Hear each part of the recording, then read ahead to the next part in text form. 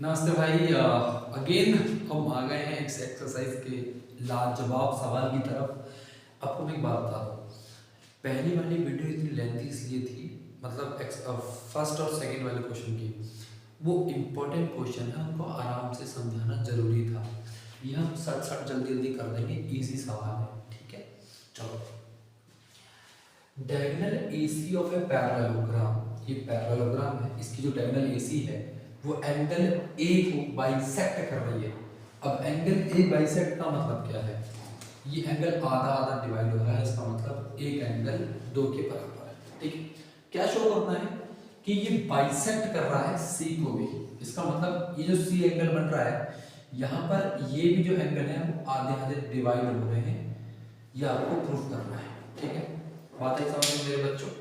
तो सुनना, हम सॉल्यूशन करते हैं पहले वाले का, है ना। तो आपको पता है कि एंगल ए जो है ये दो पार्ट में डिवाइड हो गया है, 1 और 2 में, और ये दोनों आपस में कैसे हैं?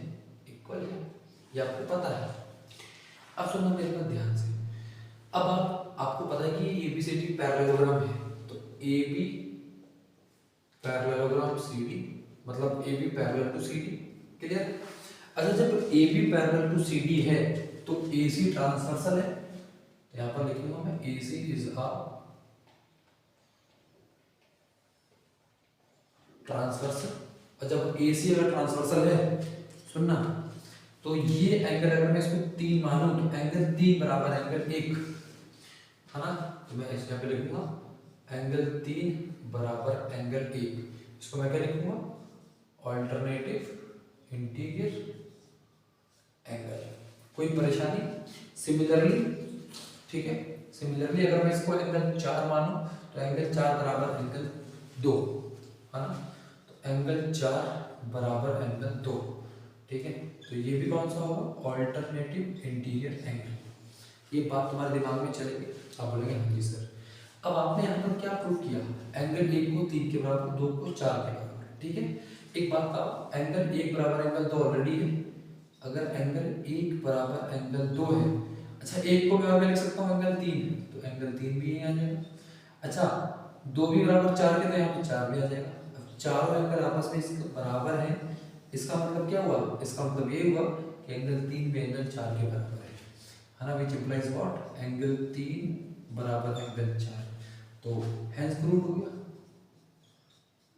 Hence proved that diagonal AC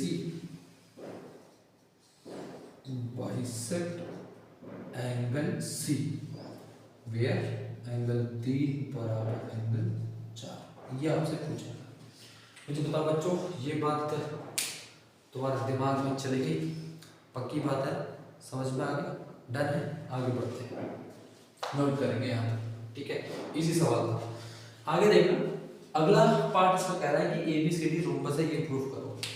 अब मुझे पता रोम्बस होता क्या है, मुझे ये बता दो कि रोम्बस होता क्या है। रोम्बस होता क्या है? तो आप बोलेंगे सर रोम्बस इज अ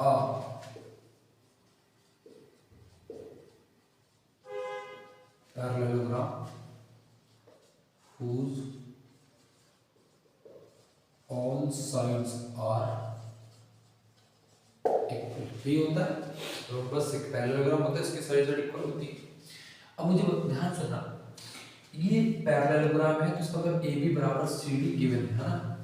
तो सेकंड का सॉल्यूशन देखना, AB बराबर CD गिवन है और AD बराबर BC भी गिवन है, और AD बराबर BC ये भी गिवन है। कैसे गिवन है? ये पैरेललोग्राम है, और पैरेललोग्राम जो होता है उसकी ऑपोजिट साइड क्या होती है? इक्वल होती है। आपने ये थ्योरम में पढ़ा है, नहीं पढ़ा तो जाके देखो। अब सुनो, इस ट्रायंगल में देखो, in triangle ABC, in triangle ABC clear है? सुनो, एंगल 1 बराबर एंगल 4 है कि नहीं है? ये देखो, एंगल 1 बराबर एंगल 4 है कि नहीं है? यहाँ पे लिखो एंगल 1 बराबर एंगल 4, प्रूव एबव। हम पहले इसको प्रूफ कर चुके हैं। नोट्स कैसे बनाने, ऐसे नीचे